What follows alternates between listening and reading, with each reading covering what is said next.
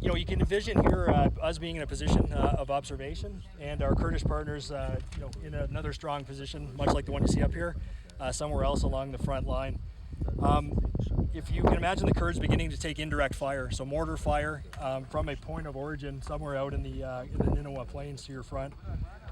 Often they wouldn't be able to see it. We have technology, say it's at night, we're able to see things, see out greater distances, and we may be able to pinpoint that point of origin. If that's the case, and we would report that first, if the Kurdish forces in another position are unable to see that, we can use our integral weapon systems to engage and neutralize that point of origin. So that's one type of vignette that may speak to how we would protect the Kurds. A second one, when this happened on a few occasions, our elements were able to identify the enemy massing. So we're talking about vehicle-borne improvised explosive devices, so large vehicles reinforced like tanks with a column of troops in behind, in vehicles like Humvees, enemy troops. And they would mass in these villages with the intent to come and attack the forward line. So not all the positions along the forward line are on high ground like this. Sometimes it's just rolling terrain.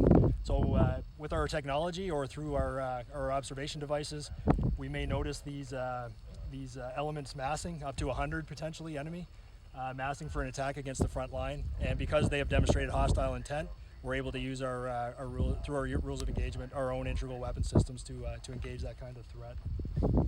A third vignette that you may see, and this happened on occasion, buildings in these built-up areas would potentially house snipers, and them taking shots at either the Kurds or ourselves on occasion. Again, through our observation devices, our training, we're able to identify where those snipers are engaging from, and through counter-sniper engagements, deal with those threats before they have consequences for either ourselves or the Kurds.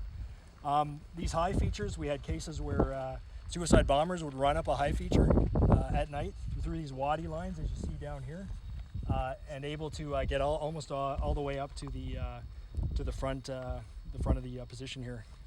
So in those cases, through the training, we taught the Kurds how to use their sniper systems effectively to both identify and neutralize threats, and in extremis, we would do the same should those threats present themselves in the vicinity of our troops.